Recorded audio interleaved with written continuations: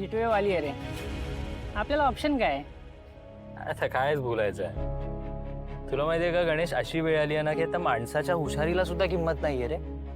कारण आता कृत्रिम हुशारी आली आहे ना, आर्टिफिशियल इंटेलिजन्स, AI.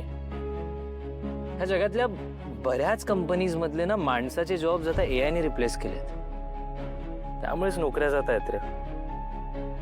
गणेश तुला सांगतो, माझ्या कंपनीमध्ये सुद्धा जे ले ऑफ झालं ना ते AI मुळेच झालं.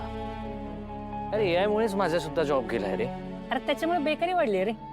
तुमच्यासारखी हुशार माणसं आमची कामं करायला लागल्यावरती आमच्या नोकऱ्या जाणार. याआधी कापड गिरण्या, छपाई मशीन बंद पडल्या. सगळी कामं मशीन करायला लागली तर सामान्य माणसाने जगायचं कसं? शिकायचं.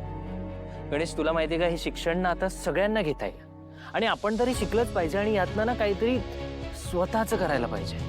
पण तेवढं डोकं पाहिजे ना. का नसेल? अरे एवढं काही अवघड नाही आहे, याच्यात काही रॉकेट सायन्स नाही आहे. अरे खूप सोपं आहे. आणि काय AI चे प्रॉम्प्ट्स, AI चे टूल्स इतकंच शिकायचं आहे ना, ते शिकूयात ना मग हे. पण यातनं ना आपलं स्वतःचं काहीतरी करूयात. म्हणजे नोकऱ्या बंद होणार?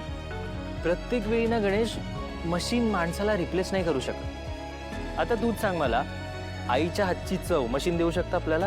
नाही. वडिलांनी मायेने आपल्या डोक्यावर फिरवलेला हात किंवा बायकोने प्रेमाने आपला हातात घेतलेला हात, हे मशीन नाही करू शकत आहे. तूच सांग मला आता, एखाद्या गाण्यावरचा असा परफॉर्मन्स, ओके, किंवा मग एखादा नाटकाचा प्रयोग, किंवा आपण हे जे डिलिव्हरीज करतो, हे फिरतो, हे सगळे अनुभव आपल्याला AI किंवा मशीन नाही देऊ शकणार. हा म्हणजे AI बघ, AI आपलं काम सोपं नक्कीच करेल, पण आपल्याला हा अनुभव, हे एक्सपिरियन्सेस नाही देऊ शकणार. आणि खरं सांगू तर ना गणेश, इथून पुढचं जग हे असंच आहे. आपल्याला जर या जगाबरोबर पुढे जायचं असेल ना, तर आपल्याला हे शिकायलाच लागणार आणि एकदम सेन्सिबली शिकायला लागणार. मला जमेल असं मला तरी नाही वाटत. गणेश मला जमलं ना की मी नक्की तुला बोलू. मग आपण दोघं मिळून एकत्र काम करू, AIचा अतिरेक न करता, पण AIची मदत घेऊन.